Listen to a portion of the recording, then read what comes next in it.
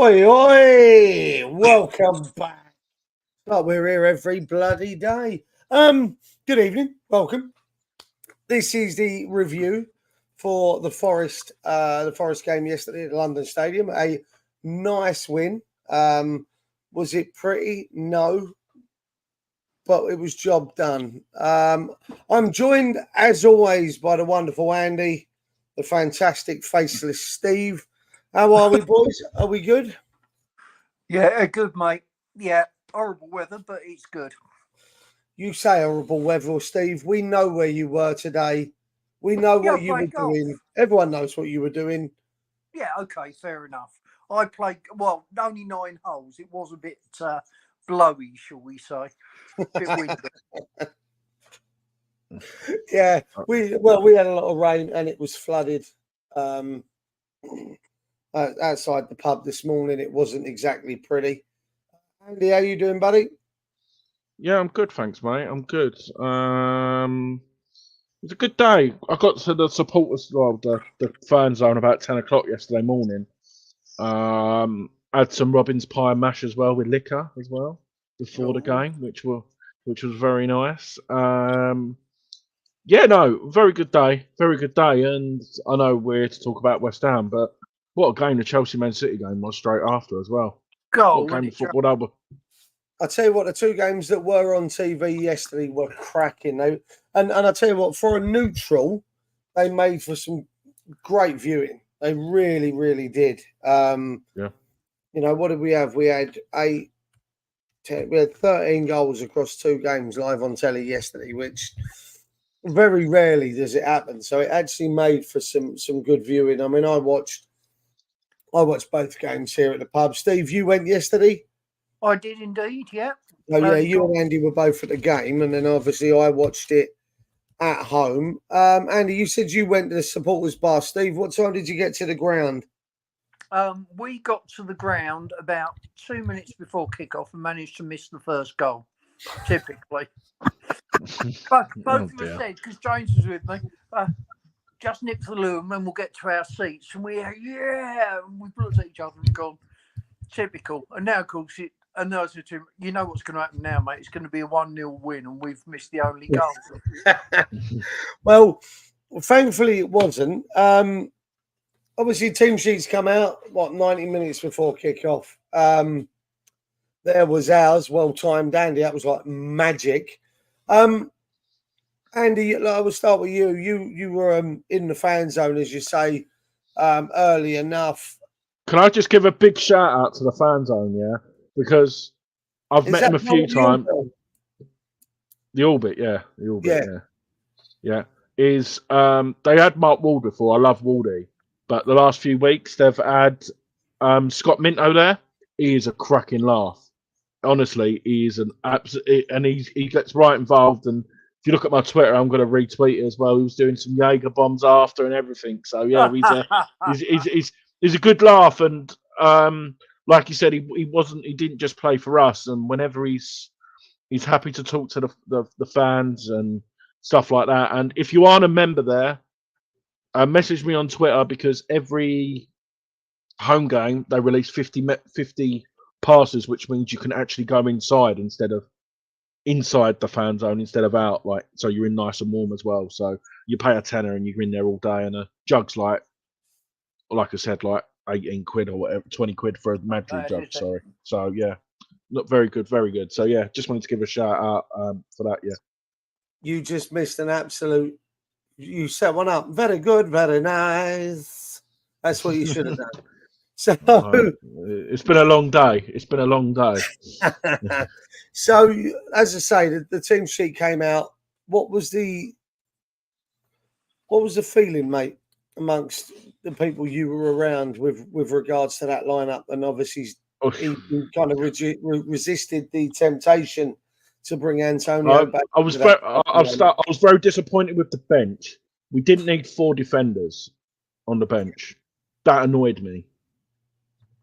If I'm going to be honest, we don't need 4 defenders. Like you said, Creswell. I know Creswell want to eventually come on, and I'm jumping ahead.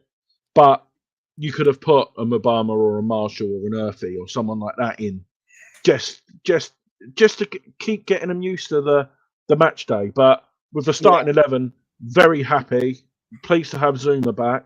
I know. Then everyone's not his biggest fan, but he's the captain. So I was very happy with it.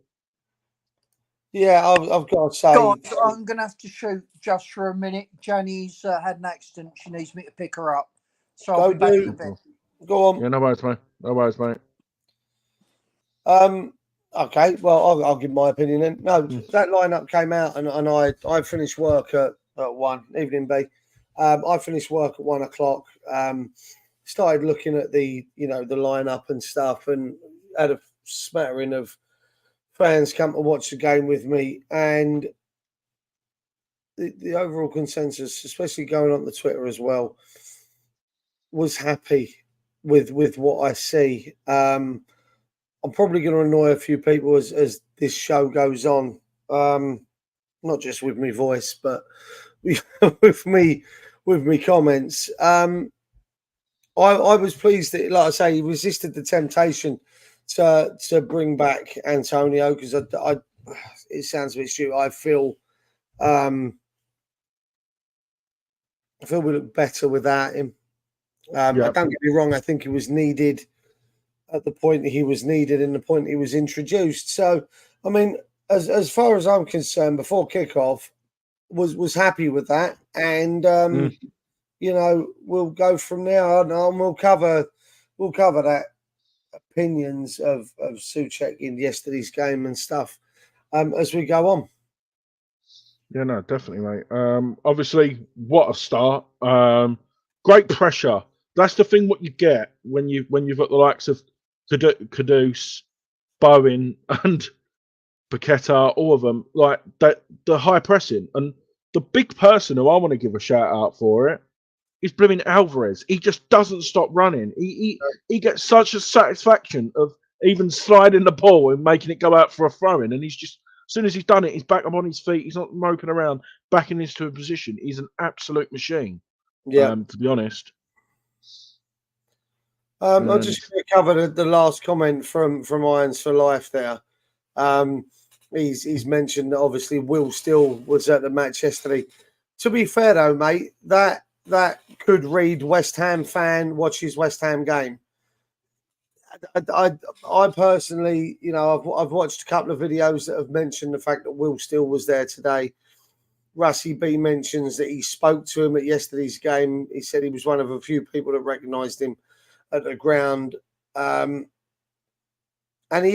Will Still is showing his panties for the West Ham job. Now, just because he was at the game yesterday, I'm not going to read too much into it, just for the fact is he's a West Ham fan at the West Ham game. So I get it. I get why people would be excited. He's in the same sort of sense, and Russ does mention it, that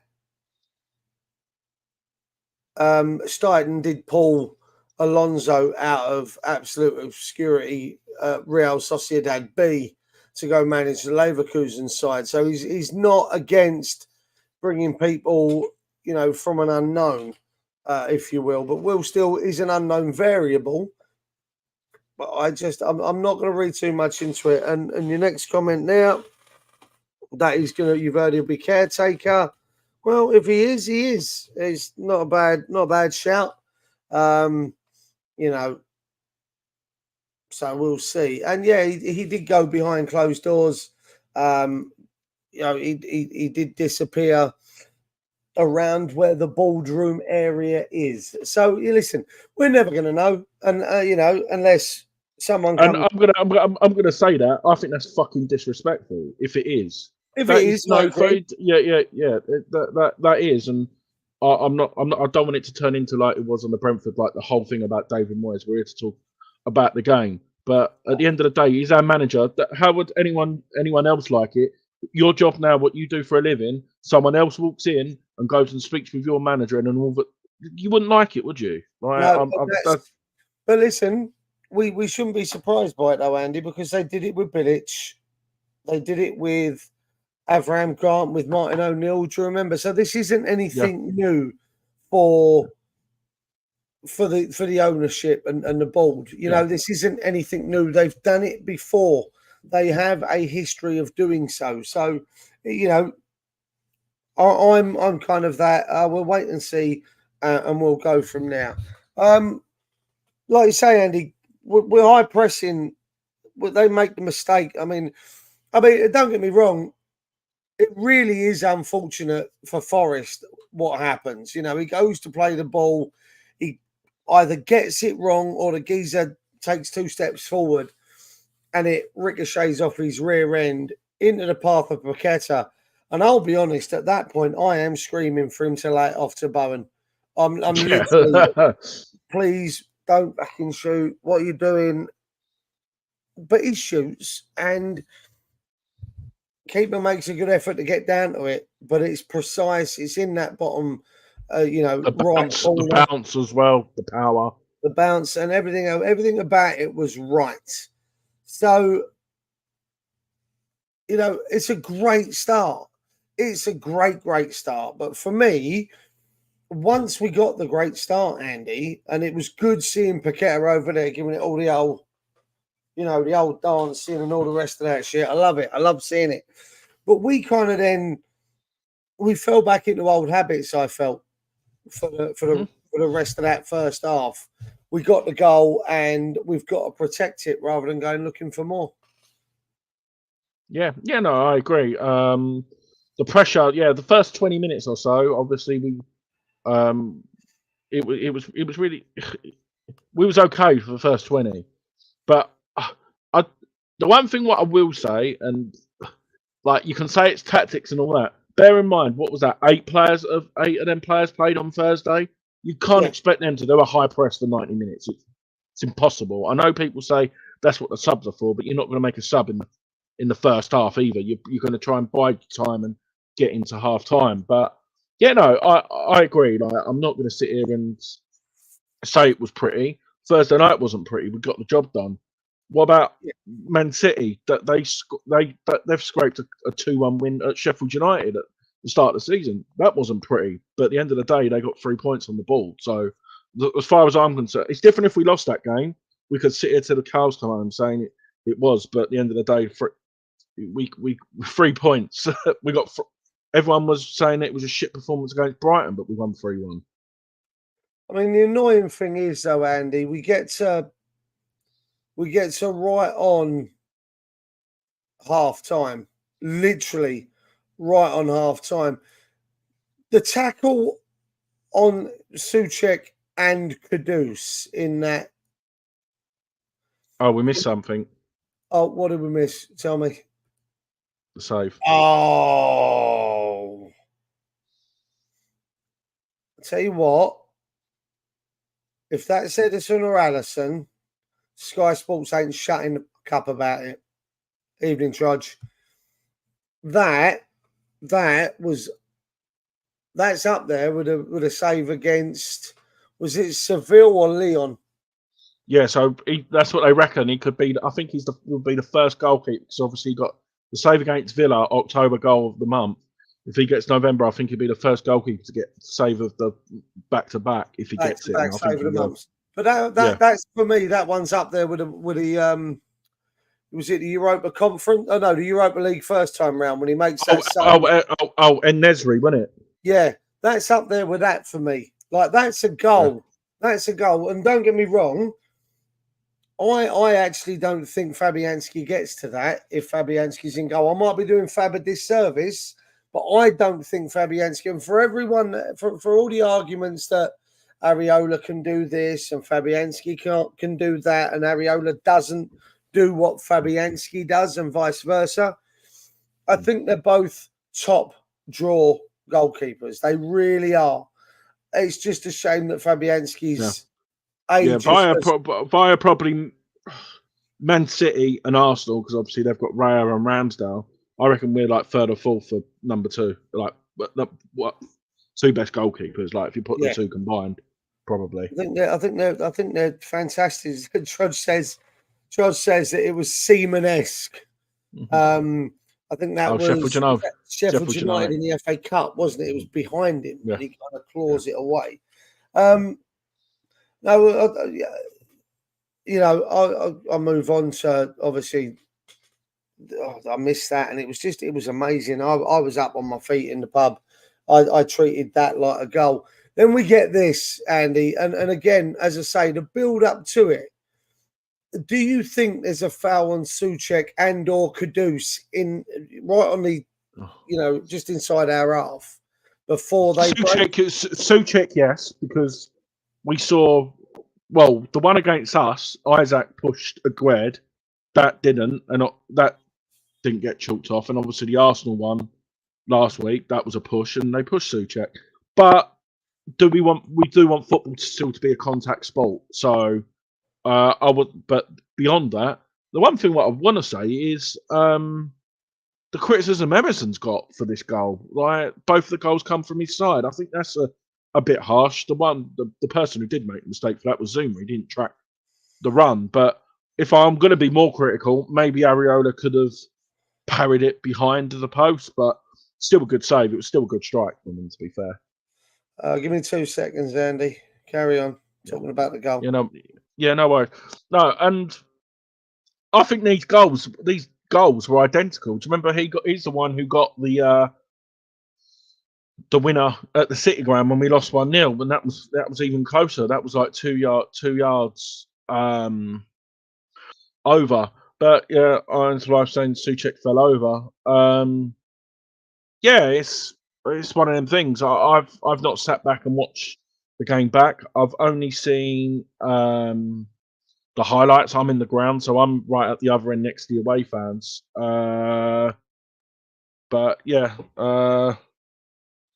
It's tough. It's tough to concede that goal, like you said, so close to half time. And like you said, the penny drops. Moyes was just very well. The halftime talk obviously didn't work. No, that's all right, mate. That's all right. Yeah, Trudge is saying as well that Areola could have done better. Irons for Life saying Souček fell over. Billy Bob, how you doing, mate? James Ward-Prowse not that good. Beckham well beat. I don't see much difference, to be honest. Yeah. Go back. My thoughts on obviously the goal. I didn't hear you because I had to record a voice note to the guys downstairs. Watching it back, because of the way people are positioned, I actually think Aguerd is at fault for the goal. Yeah, I agree as well. Sort of, the angle. You watch it back, he comes rushing in to cover the goal scorer, won't he? He comes in to cover him, which it literally is. I'm watching it now. It's 2-3 steps that he takes, but it opens the entire gap up for Gibbs White to run into. And the problem is Emerson isn't expecting to step in and cover Aguerd off of that. So Emerson isn't ready to pick him up. He's kind of already a yard away from Gibbs White, which then it literally is the step, 2 or 3 steps over from Aguerd that opens that up. If you're looking at that, you've got your left back, your right back, and one of your 2 centre backs are in place. They're where they're supposed to be. Zuma, Soufal, and Emerson are where they should be in regards to the setup and the way that Forest are breaking. What bugs me is it literally is that movement from Aguerd and then the through ball to Gibbs White. It was just so slow-mo, wasn't it? It was like they were walking back. But yeah, Sharky, the Soufal one, that's the sponsors man on the match. I've got the man of match further down, but yeah, I agree. I thought Soufal, after his yellow card, I thought he was going to get sent off, to be perfectly honest. But he done well to deal with that, and I think a few people pointed out. I don't know whether many people would see it on the screen. He was just bombing forward. At some points, he was further than Kudus all the time. But yeah, no, he's getting back to his form. So I'm very impressed with that, to be perfectly honest. And then moving on, you thought that it couldn't get any worse. Former Manchester United winger Alonga. I think he's a very good player, to be honest. I thought he was very heavily involved in the game. Both of them goals. I can't take anything away from that finish. I think that finish is class. And like you said, we responded 2 minutes later. But I think the thing what fired them up, the players, was this. With half an hour to go, it's a bit too early for me, mate. What about you?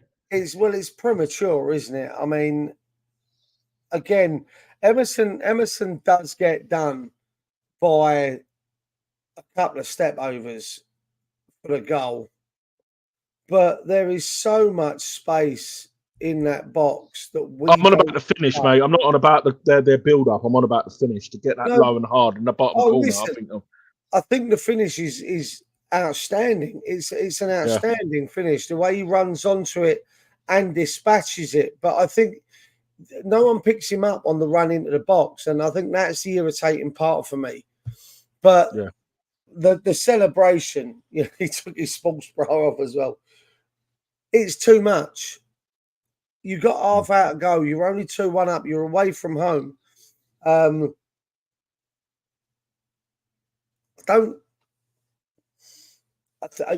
agree with what you say. He literally ripped into us over. Like he's ripped his shirt off, giving it all to the old look at me kind of pose.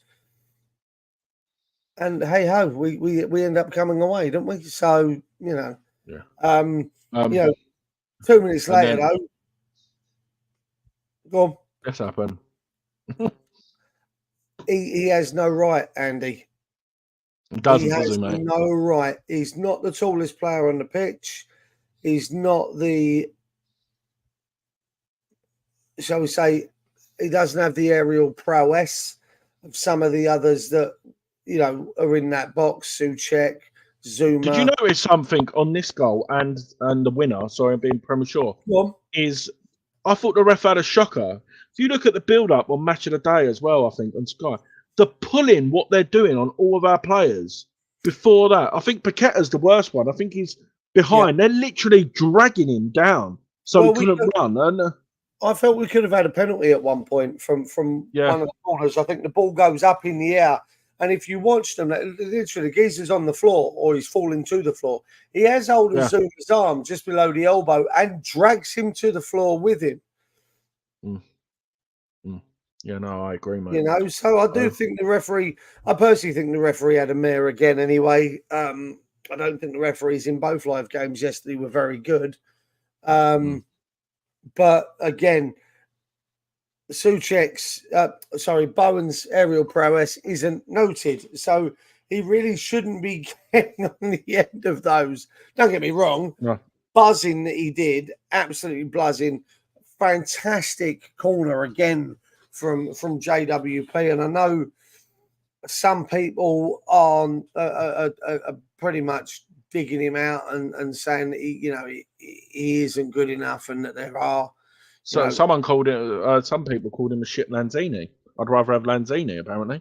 I'd rather have JWP all day long. I mean, what's that now? Something like 11 assists. 9 assists. So I was going to say at the end, but everyone else. We'll get to that. Keep your powder dry. I'm kind of jumping ahead.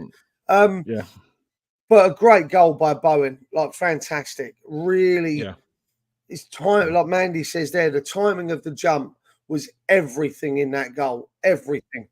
But the thing is, though, mate, is the whip and power.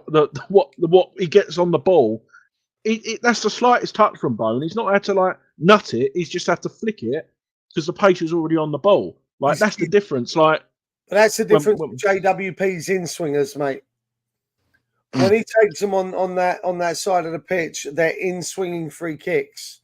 They're in swinging corners. Anything on that side is all in swinging towards the keeper. So I feel we lose some of that. We should take the ones on the right. Yeah. On the right hand side, I think when we end up having to have an outswinger from JWP. I think it loses some of its translation, if you will. But still a brilliant goal. You right, Steve? Yeah. My lady's a bit battered and bruised, but she's all snuggled up now and warm. So that's okay. All right, mate. We're just talking about this. We're just talking about the second goal, the header from Bowen, mate. Yeah, wasn't that a cracking ball in? And I don't know how tall Jared Bowen is, but he's got no right to win that header, and he still does, doesn't he? That's exactly what I said. He's not known for his aerial prowess, Steve, is he? Yeah, and of course they've just gone 2-1 up, and we're all sort of, oh no, here we go. And of course, 45 seconds later, we're back at 2-2, and you're thinking, okay. But yeah, it was a great goal, great delivery, 2-2. And I think, to be fair, when it went 2-2, that was about right at that moment in the game. Yeah. Yeah. They didn't deserve to be ahead. We didn't. And then, yeah, go on, Steve. Sorry, mate. No, I was just going to say something Paqueta did on 48 minutes. I was going to bring it up. And I tell you what, he did something, and I've watched it back on the telly, and you don't see it on the telly. It was absolutely world class. He ball's kicked out by the Forest keeper. Paqueta takes a step forward, a challenge in the air for the ball. And in that split second, he's managed to work out the Forest defenders not going to get it. He takes a step back, traps it on his chest, and then goes around the player. It was an unbelievable bit of play. Yeah. And you don't get it on the telly, but God, I'm just gobsmacked by his play yesterday. Anyway, carry on. That's an aside. Yeah, and then you're thinking that the game's going to be at a draw, and then 2 minutes before added time, Thomas Souček, look at that, boom! He literally was taking no shit with that goal. He wanted that more than anything else. He was winning that ball regardless, and I think he cleaned a couple of people out while doing it. He didn't give two shits. I'm having that. And again, another fantastic cross into the box. Mm-hmm. Oh, I was delighted for Souček because he'd had a poor first half. He was much, much better in the second half. And you could just see the relief on his face when he scored it. This is what I'm here for. This is why I play. Well, I don't. How many goals has he got now, guys? Just asking. So it's fifth in all competitions, I think. Not being funny, that ain't a bad return.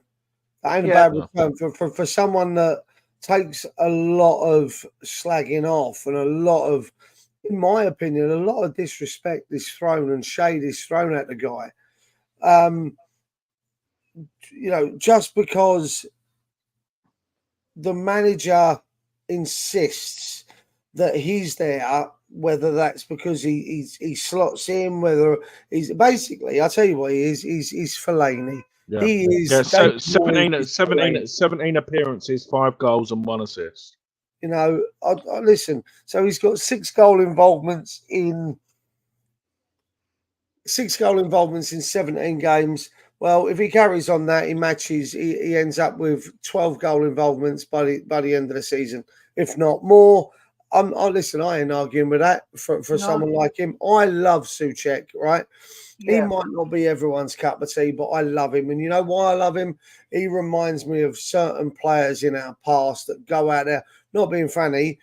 How many times? Listen, his passing is awful at times. I will completely agree. Did you see when he kicks it out of play again? Yep. And what? Yeah. Even I went for far. We all did. But there's more to his game than him not being good at passing. And again, Trudge is right. Let me rephrase that. Trudge, you're right to a certain degree on your last comment there that he offered nothing for 60 minutes. He doesn't. I actually think he breaks up the passing lanes really well. I think he really does cut a lot of easy passes by just stepping into space. People don't see that. What people see, because they need something to fit a narrative, in my opinion. And I'll say this now. People need something like that to fit a narrative, that Thomas Souček can't pass, he can't defend. You know what? He's off the ball defending. His defending of the space is really, really good. Watch him. Watch the way he stops a pass from being made because he steps into space. An easy pass that would break our lines down and, you know, would be a simple through ball. He steps into and stops that. He's not a tackler, right? We know this. He isn't a tackler. He's not there to, you know, be a ball winner and be a passer. He's there to win the ball with his head from corners, long balls. He's there to get his head on the ball in the box and arrive late when, you know, the other teams are not. That's his job. That's his job. He suited the game yesterday, but like you said, Burnley away. He's not suited for Burnley away. Burnley keep the ball on the floor. Nottingham Forest are more physical. So the physical teams, like your Evertons, we've got Palace coming up, Burnley, the ones in Europe, definitely playing. But when you play the sides like Burnley and people like that who try and keep the ball on the field, that's when you need Alvarez, Ward-Prowse, and Paqueta as the three. Then you're laughing. Yeah, and that's where you then have Antonio up top, Kudus right, Bowen left, move Bowen over. That's what I do personally. When we play those games where we have a midfield three where Paqueta can be the free man, if you will, and roam and drive on, that's where you then put Antonio back up. If you're playing Souček, you can't play Antonio, and if you're playing Antonio, you can't play Souček. Because do you know what I do with him? When we need to play long ball, hold it up, knock it down, win aerial duels, I play him at centre forward because he scores goals. He does. What, like Ian Pearce? No, but I mean, he can do. Yeah, no, I know what all the things Antonio does in terms of holding up play, and I would argue he could probably do it a bit better. Yep. So, you know, hang on a minute. Let's just think we're all saying, "Oh, we haven't got an Antonio replacement." What on earth is wrong with giving Souček a crack at it? Because he'll score headed goals. He'll, you know, he nearly had two yesterday. He hit the bar, didn't he? He was at full stretch. Again, brilliant run onto, you know, a brilliantly timed run for him.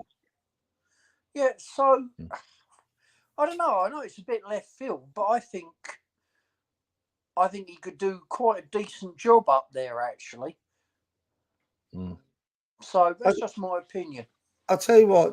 I just want to take this one quickly from Trudge, because I'm also very aware that we've got the other channel ready to go live. We were one of the number one teams in the Premier League 2 years ago for set pieces. We scored an absolute bucket load of free kicks and corners. That's what we did. That we were pretty much known as the set piece kings. Yeah, mate. Listen, if we can defend and we can get free kicks, corners, and we score goals from those, I'm laughing. I'm buzzing. I don't care. I don't care where my goals come from. I don't give two monkeys whether they come. Listen, we could score 46 goals this season. All of them come from corners and free kicks, and we can score 20 from open play, and I wouldn't care less. As long as they were turned into points and wins, I don't care where they come from. Again, I understand what you're saying, Trudge. I do. And that's your opinion, and I respect your opinion. I do. But I just have a differing one. And that's what this is all about. I'm certainly not going to turn around and say to you, you're wrong. I'm just going to say, you know what, I don't mind. And we can all, you know, you would prefer it. Cheers, Bill. You would prefer it. Don't get me wrong. I'd prefer to have a striker that can score 28 goals a season. Of course I would, but we haven't got one. That's what it is, isn't it? Yeah. Just to mention, like you said, this man here, JWP, getting a lot of like you said, he's split the. I wouldn't say split the fan base. There's probably a small minority saying that he doesn't offer anything. I've lost the stats. I had it printed out somewhere, His but I stats haven't. were unreal, weren't they? Yeah, from the game yesterday. It's he's just being plain out of position. If you look at the Brighton game, Alvarez and Souček was sitting, and he was more forward. That's how he got the goal. And if we go back to that situation, like we would but even at Burnley, you could just afford to have just Alvarez sitting there and have Ward-Prowse and Paqueta just in front of them in the middle, couldn't you? Mm. Without a doubt. I mean, I think it's he is key for us. I think his free kicks, his corners, they are key because they give us an extra dimension to our game. It's a bit like when we used to have goal scoring opportunities from free kicks and you had Payet in there. Or you had when Cresswell was there banging them in for fun. Even Rani couple. It's that, and I appreciate everyone we've got. I appreciate the job that all the players are doing. I even appreciate David Moyes, to be fair. And Andy, you've got something on him, haven't you? Yeah, that's in a little bit. But the stats here for everyone who you've probably seen it on social media. I shared it with the guys earlier. So Jared Bowen's stats for this season in all competitions so far: 16 games, 9 goals and 3 assists. And JWP stats for this season, all competitions: 15 games, 2 goals and 9 assists. Like that is sensational. Like for both of them, it's ridiculous. Yeah, and people moan he doesn't give anything. Well, he's brilliant. He is, isn't he? He's extraordinarily I'm, good. I'm certainly loving him. But yeah, I mean, listen, you can't argue with the numbers. I've used numbers to defend Souček in the last half hour. The numbers speak for themselves, and we just have to enjoy. Let's just enjoy the win that we got. 2 wins on the trot. First win in the league in 5 games. So let's just enjoy it going into the international break. We're 9th in the league. We're top of our group in Europe. So we're guaranteed some sort of European football after the winter break, if you will. So yeah, I'm gonna go into this international break happy. Yes, I'm on. Exactly like you said, the 2 wins. But sorry for people in the chat, you may not appreciate this, but I think this is some achievement as well in 2 spells for David Moyes. Yesterday he got his 100th club win for us over the 2 spells. Yeah, I'm just waiting to get it up here. I think that's brilliant stats, to be perfectly honest. It's superb stat, to be fair. Well, he's won more than half his games, hasn't he? Something like that. So since he's been come back, 1 second, he's had 195 games and points per game is 1.57. So he's 100. So since his return, he's played 195 matches, won 91, drawn 33, and lost 71. You don't mind that at all, do you? You don't mind that. And this is what I've said so many times. People moan about Moyes. You've got to realise he's brought, last few seasons, he's brought a golden title to West Ham. We've won a trophy. We're doing okay in the league. We were in Europe. I've waited years for a run like this. Do you always like your style of football? No. Is it effective? Yeah, that's what you want. There are times when he frustrates me incredibly. Like yesterday, substitution. And I was wrong here, and Gio said it, and I think Gonzo has as well. He takes Alvarez off and brings Antonio on, and we're all sitting there thinking, what's going on? Souček should come off. Well, lo and behold, Souček gets the winners. How wrong were we? Yeah, I was calling for the same thing, mate. I'm not going to deny. I was hoping that it was going to be the other way around. It wasn't, and like you say, we get the winner from it. Yeah, I think Moyes gets. You got to call it as you see it, but I do think Moyes gets a lot of stick unfairly. Yeah, he's done an awful lot for us, and we need to be grateful because we quickly forget sort of the end of the Pellegrini and the end of the Bilic reign. We were just losing, putting in really bad performances, and the club stabilised and gone forward. Yeah, mad, isn't it? Yeah. Billy Bob's asking about points per game compared to Harry Redknapp. Harry Redknapp was 302 matches, 111 wins, 77 draws, 114 loss, average of 1.3 per game, points per game. So, and what was Moyes again? 1.5. Yeah, and like 195 games and like 91 wins or whatever it was. Yeah, I've gone off it now, but yeah. Yeah. I mean, listen, it is what it is. With Steve, as I said to you earlier, you were giving a shout out over on West Ham Network on their afternoon show by Russ Budden. He turned around and made a comment, but that you said about being Moyes neutral, not Moyes in, not Moyes out. Moyes is there, so he gets our support all the time. He's in that dugout, and I can agree with certain things that he does. I can disagree with certain things he does. I can get frustrated by things he does, but in agreement to what you're saying, he's the guy that's in charge at the moment. Whether you like him or not, whether you like his style of play or not, he's still there, so we've still got to support him. Yeah, absolutely. Get behind your team, get behind your manager. Basically, we've had one short. We've had 4 games which haven't been so great, and just that, unless it's continued winning all the time, people aren't happy. Well, let me put this to people: nobody wins all the time. Nobody goes through playing Barcelona-style football, winning games comfortably and dominating. A sign of a good team, a really good team, is they play badly and they get the win or they get a result. And that's what Liverpool of the 70s and 80s were so good at. Yeah, no, definitely.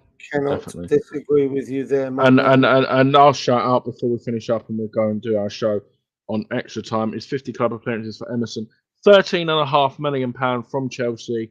I think that's one of the best business we've done in the last 4 or 5 years for transfer fee for what you've got out of him.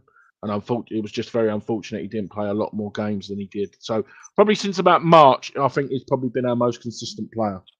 He's my hammer of the season so far, which might be a bit controversial, but I think for consistency and performance and everything else, I think he's my hammer of the season. Yeah, he's probably I think he's still only about 26, 27, so he's not old either. So he's not even hit his peak yet.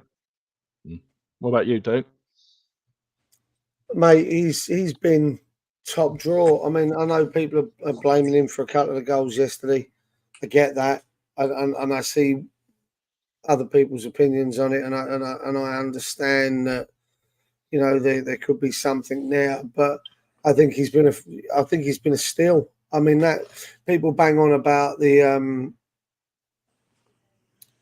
Dawson transfer, pound for pound. As a signing, he cost us a couple of million for a few seasons.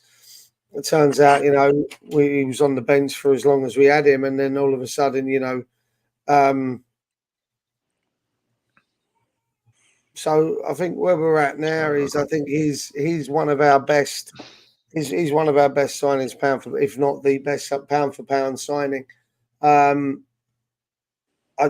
pleased we've got him, and I'm pleased that Chelsea ballsed up by letting him go. Yeah.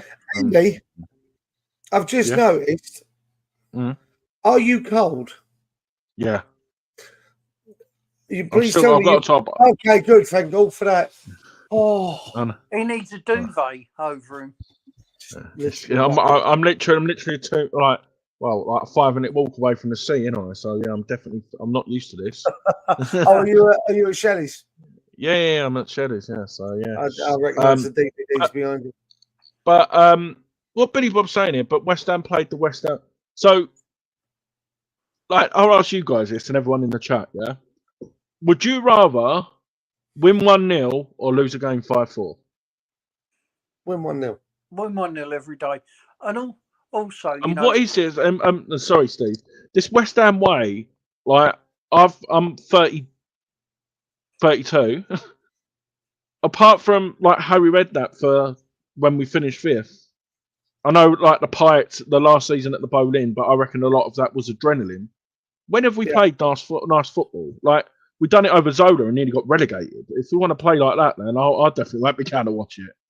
I mean, listen, I know what you mean, and I get what Billy Bob means, and I would love to play. I'd love to see us playing football like City, right? But simply put, we don't have the quality of players to be able to play in the same way that City or Liverpool do. It's that we haven't got a striker. All we can do is play to our own strengths, and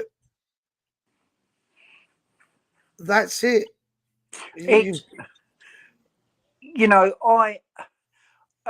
It's my dad who's really interested on this because I mean I first went over to the Hammers in the 70s. Well, he went from mid-50s right up to about 2005. So he did 50 years at Upton Park effectively. And there are two things that make him laugh. One is Fortress Upton Park. And he said, "You've got to be kidding me." He said, "I've gone over there and we've got absolutely spanked." He said it wasn't a fortress. Yes, the atmosphere was intimidating, but some of the big clubs turned up and just walked over us. And the West Ham way, he said, yeah, it was lovely football when we got the chance to play it, but we had a really soft underbelly. We were easy to beat. Yeah. And and after 50 years of watching West Ham, he's very much in the same camp as me of I'll take 1-0 every day because it's nice to see us win rather than play beautiful football and lose. I agree with what Mandy's saying here as well. Like we've spent more than Villa, and look how they play. But yeah, I agree it's the manager. But I'm like, until the manager goes, like we've got to accept. But people weren't complaining when we were finished 6th and 7th, and like people weren't complaining then. We wasn't playing a massive great football then, was we? To be honest, no. It. And for me, that's it. To be honest with you. Listen, we're going to have to fly because we've got to be over on the other channel in 5 minutes because we're live on Extra Time doing the Extra Time headquarters show. So those that are here, if you know, we've got 10 people watching. If you've enjoyed it, hit the like button and then jump off, hop on the good foot, do the bad thing, come over onto the other channel. I've got something I've got lined up for the other show. So come and join us on that one. Hit subscribe, hit the bell icon, do all of the rest of the malarkey that we ask you to do every single video. Gents, thank you for joining me for this video. Let's piss off and get over onto the other channel. I might even change my t-shirt just so I look a bit different. Andy, you got a different dressing gown you can put on? I'll tell you what, you got like a pink silk one. Yeah. No, I've got a pink fluffy one on. Put that one on; it'll be amazing. Yeah, I'll change my t-shirt as well. We got to get you in. I'm going to work on an avatar for you, Steve. Oh God, even if I just go over onto the Funko website and see if I can design something that we can put in, because I think is that what I've got when I stop my camera. No, I ain't even got an avatar. What is it? We have to figure that out as well. Can we change that in settings? Can we upload avatars or something? Oh dear, oh dear. We're going to have to figure that out. Right. Cheers, Andy. We shall see you in 5. Thank you for joining me, boys. I'll see you shortly. Oh, he's gone now and all. I'll give up. Okay, see you in 5 on the other channel, mate. Will do. See you in a sec.